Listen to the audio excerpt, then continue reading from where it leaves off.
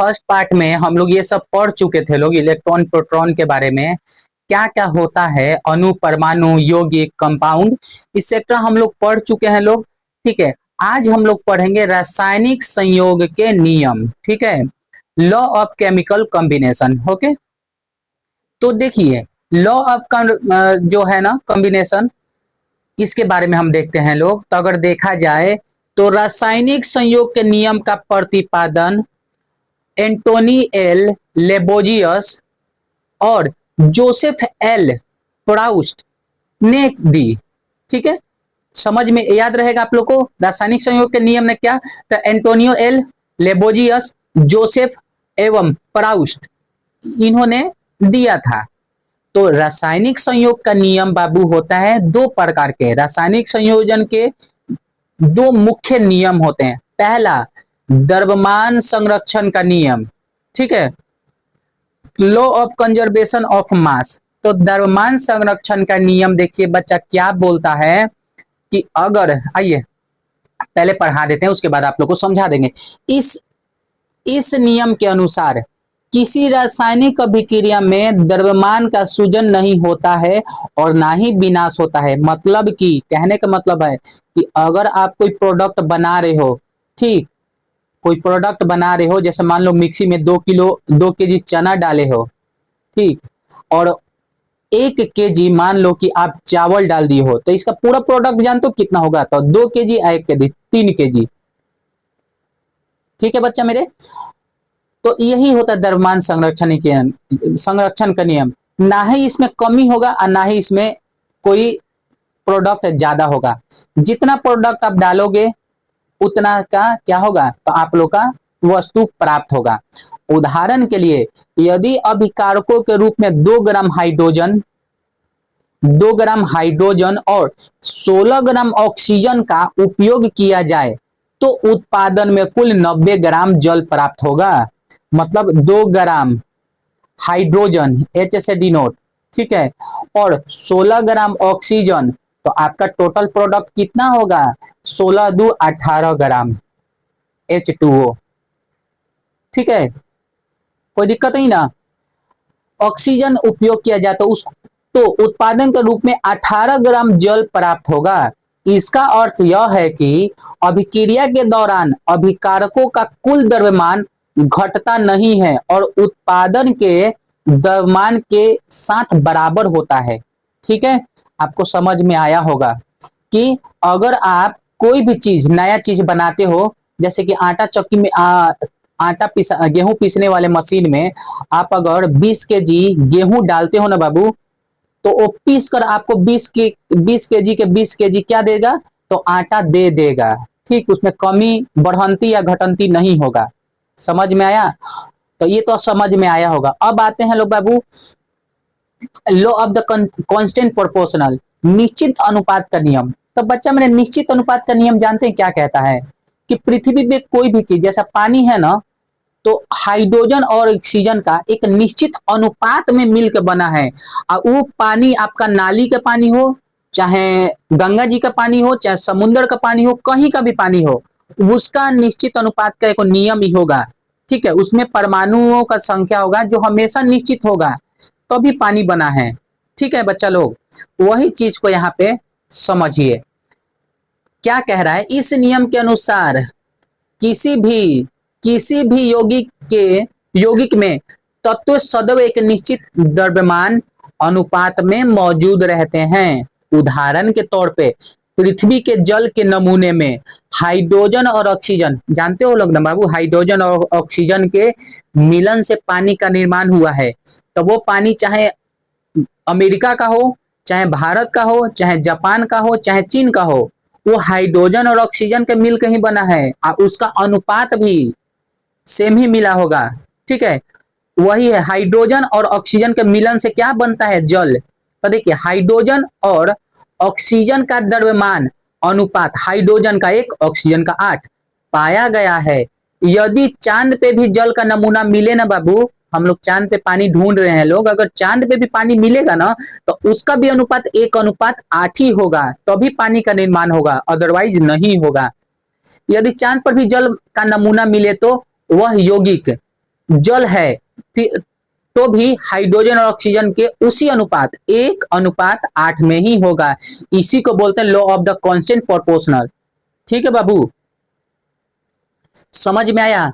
चाहे पानी भारत का हो, अमेरिका का हो, जापान का हो, 1:8 ही रेशियो में मिलेगा। हाइड्रोजन का 1, ऑक्सीजन का 8, तभी वो पानी का मिलन होगा। समझ में आया? चलिए, तो आई थिंक आप लोग दो नियम समझ गए लोग। नेक्स्ट, डाल्टन का परमाणु सिद्धांत पढ़ते हैं लोग। बता दिए हैं बच्चा मेरे, परमाणु क्या होता है, अणु क्या होता है, यौगिक क्या होता है। तो आप लोग को यहाँ पे तड़पने के, चाहे आप लोग को जरा सा भी टेंशन की जरूरत नहीं है। अगर आप नहीं जानते हो तो फर्स्ट वाला पार्ट देखिए, बहुत सुंदर से समझ में आएगा। नाउ चलिए समझिए, डाल्टन का परमाणु सिद्धांत क्या बोलता है भाई। ब्रिटिश रासायनिक शास्त्र जॉन डाल्टन ने पदार्थ के प्रकृति के बारे में एक आधारभूत सिद्धांत प्रस्तुत किया। डाल्टन ने द्रव्यों के विभाज्यता का विचार प्रदान किया, जिसे उस समय तक दार्शनिक माना जाता था।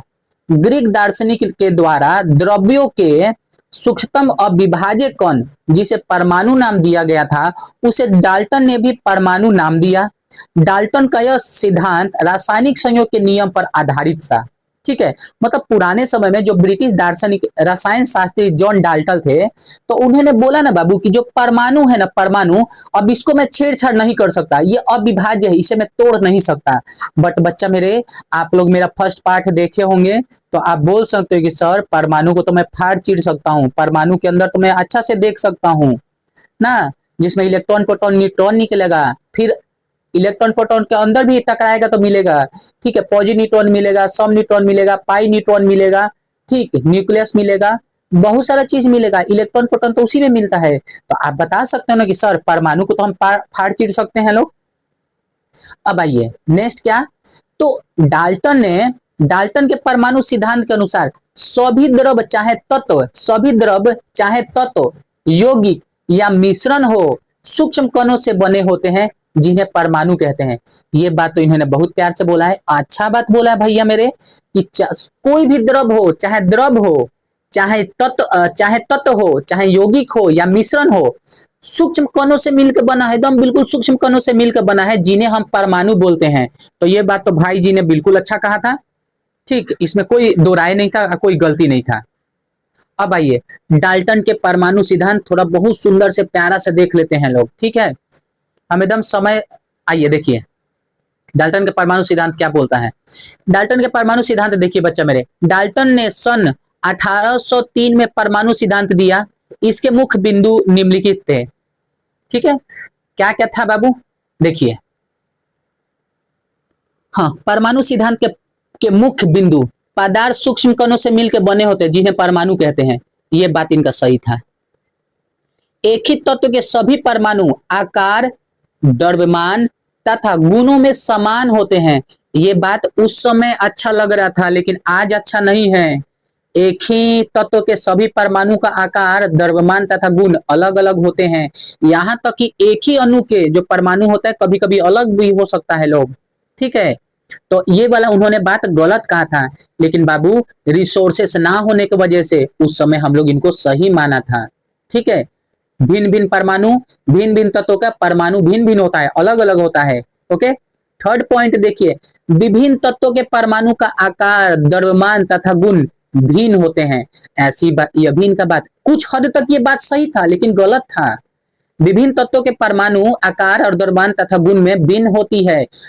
बहुत सारे इलेक्ट्रॉन, बहुत सारे ऐसे तत्व हैं जिनके दोनों, अगर परमाणु का आकार देखिएगा तो एकदम मिलता जुलता मिलता है, एकदम एक जैसा मिलता है। हम आगे आपको दिखाएंगे। ठीक है, आइए, यौगिक में परमाणु सरल अनुपात में संयोजित होते हैं। यौगिक में परमाणु सरल पूर्णांक अनुपात में संयोजित होते हैं, यह ठीक था। ठीक, अब आइए बच्चा मेरे, ये देखिए, रासायनिक अभिक्रिया में परमाणु ना तो बनते हैं और ना ही नष्ट होते हैं, ये तो सही है। केवल एक संयोजन से दूसरे संयोजन में अलग या पुनः संयोजित हो जाता है, ये बात सही है। रासायनिक अभिक्रिया में परमाणु ना तो बनते हैं और ना ही नष्ट होते हैं ना, अपना रूप बदल के दूसरे में चले जाते हैं। ठीक है बच्चा मेरे, किसी को दिक्कत नहीं ना है। चलिए उदाहरण देखिए बच्चा, आइए उदाहरण देखिए क्या था। जल H2O ना, अब यहाँ पे जल दो हाइड्रोजन परमाणु और एक ऑक्सीजन परमाणु से मिलकर बनता है, यह निश्चित अनुपात का नियम है। उदाहरण है H2O, बाबू जल दो हाइड्रोजन परमाणु और एक ऑक्सीजन परमाणु से मिलकर बना है। जल बाबू जल का दो गो क्या है, हाइड्रोजन है, देखिए इसके नीचे टू लगा है बच्चा मेरे, दो हाइड्रोजन, जल दो हाइड्रोजन परमाणु और एक ऑक्सीजन, देखिए यहाँ पे कुछ नहीं था, यहाँ पे एक ऑक्सीजन परमाणु से मिलकर बना है, यही इसका निश्चित अनुपात का उदाहरण है।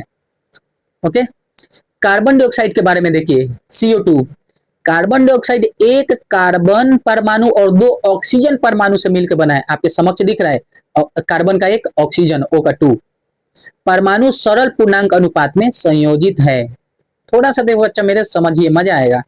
अब आइए सोडियम क्लोराइड NaCl, नमक, सोडियम क्लोराइड एक सोडियम परमाणु और एक क्लोरीन परमाणु से मिलकर बना हुआ है। ठीक है, विभिन्न तत्वों के परमाणु मिलकर यौगिक बनाते हैं बाबू। NaCl, सोडियम क्लोराइड, ऐसे चाट लीजिएगा तो मर जाइएगा, लेकिन इनके बिना दुनिया अधूरा है हमारा। सोडियम NaCl का मतलब NaCl, जब तक चाटेंगे मतलब क्या, आई मीन नमक, जानते हो ना कितना जरूरी है बाबू, हमारे खाना में ना पड़े तो शरीर बेकार लगने लगता है। ठीक है ना बच्चा मेरे, तो विभिन्न तत्वों के परमाणु मिलकर क्या कर रहा है, तो हमारे खाने योग्य एगो यौगिक बनाया है। ये यौगिक बताना थोड़ी है, नमक का इतिहास रहा है दांडी मार्ग से लेकर सत्याग्रह तक का। ठीक, याद है ना, साबरमती से स्टार्ट हुआ था नमक सत्याग्रह, गांधी जी हमारे परम पूज्य जी स्टार्ट किए थे, नमक को ही उन्होंने चूज किया था।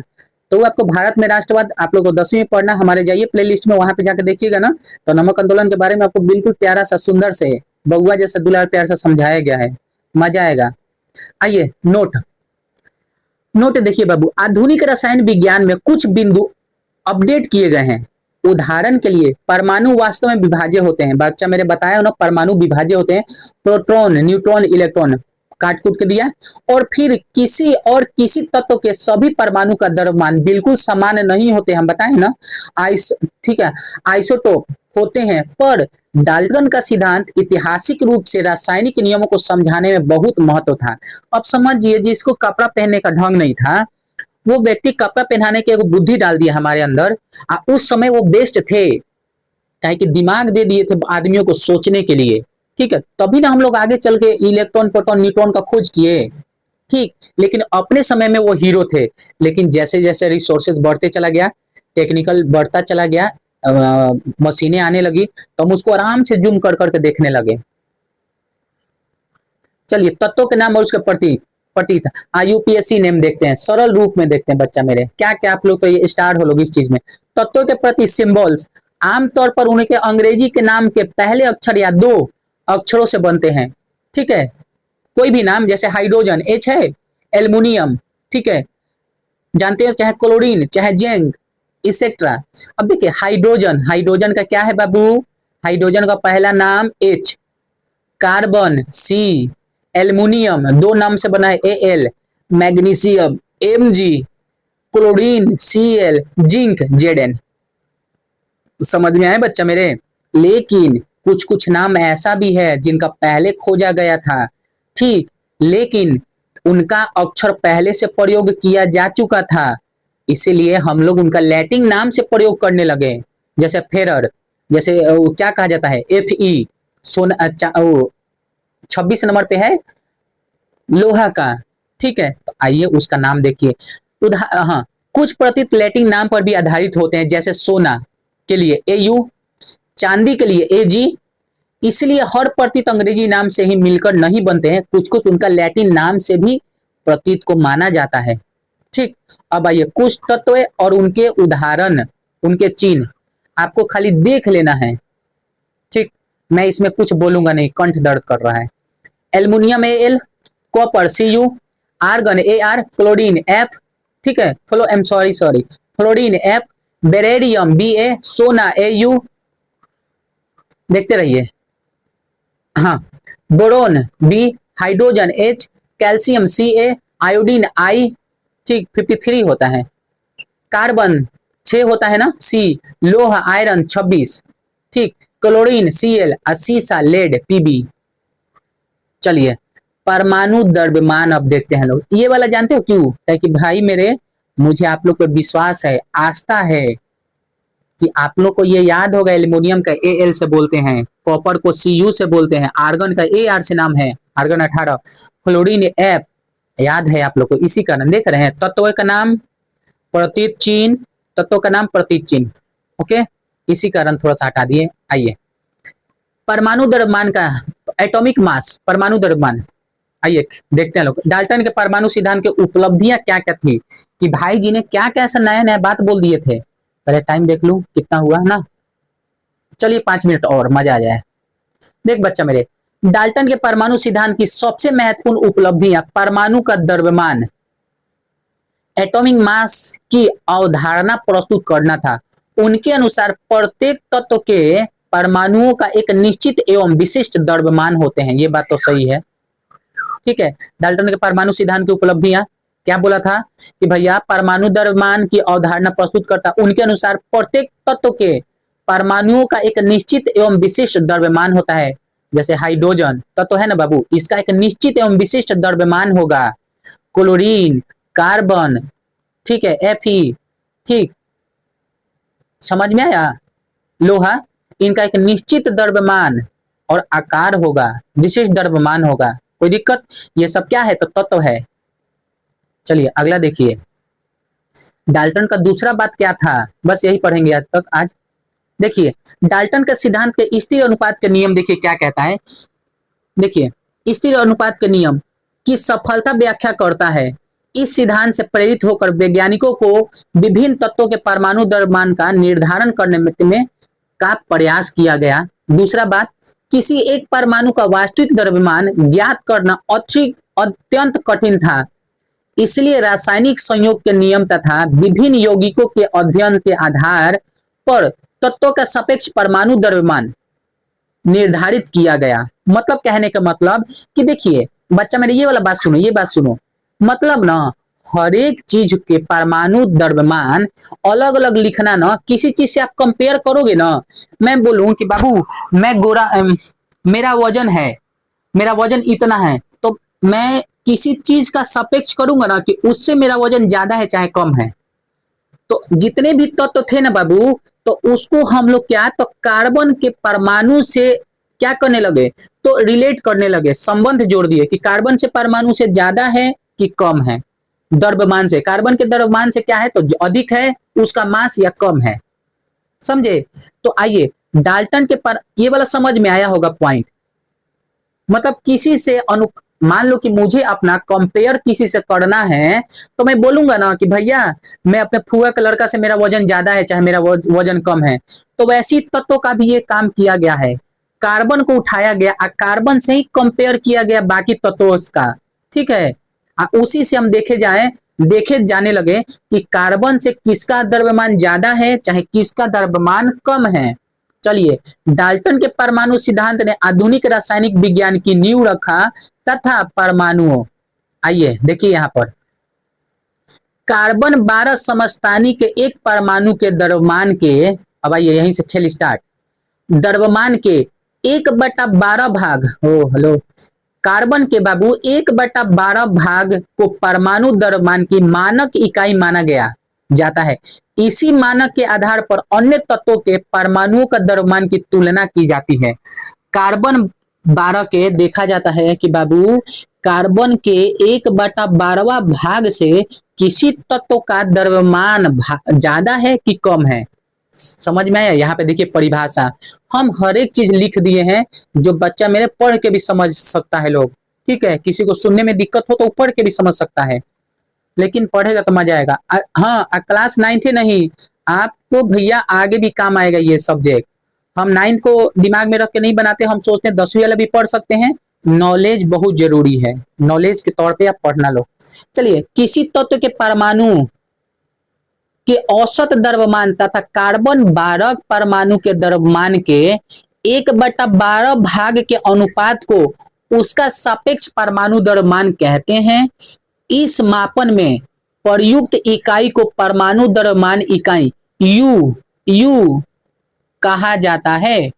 पहले परमाणु द्रव्यमान इकाई को AMU, atomic mass unit, the full form of AMU, atomic mass unit लिखा जाता था, लेकिन वर्तमान में इसे you, unified atomic mass unit द्वारा प्रदर्शित किया जाता है। मतलब एएमयू को छोड़ो और सीधा यू लिखते हैं लोग। उदाहरण के तौर पे आइए बच्चा सीखिए, देखिए ऑक्सीजन का परमाणु द्रव्यमान कितना है, तो 16 है, 16 यू। सोडियम का परमाणु द्रव्यमान कितना है, तो 23 यू। कार्बन का परमाणु, कार्बन 6 आता है, 6 का डबल करो भाई मेरे, 6 दूना के 12। जिंक, जिंक का परमाणु द्रव्यमान 65 यू। परमाणुओं का अस्तित्व समझ में आया, ये इनका वजन द्रव्यमान है, द्रव्यमान। ठीक, चलिए अणु यहां तक पढ़ा तो उसके बाद कल वीडियो इसको आगे करा जाएगा। अधिकांश तत्वों के परमाणु स्वतंत्र अव्यवस्थित में नहीं पाए जाते हैं, वे आपस में मिलकर अणु, मॉलिक्यूल्स या आयन बनाते हैं। आयन के बारे में हम आगे पढ़ाएंगे भी। ठीक है, थोड़ा सा पानी लाओ ना, गर्दन सूख रहा है। ठीक है, मत ठीक, ये अणु और आयन अत्यधिक संख्या में एकत्र होकर पदार्थ का निर्माण करते हैं। उदाहरण के तौर पे हाइड्रोजन, ठीक, ऑक्सीजन और सोडियम आदि। ठीक है, तो आज के वीडियो में इतना ही रखते हैं, कल का वीडियो हम लोग स्टार्ट करेंगे लोग।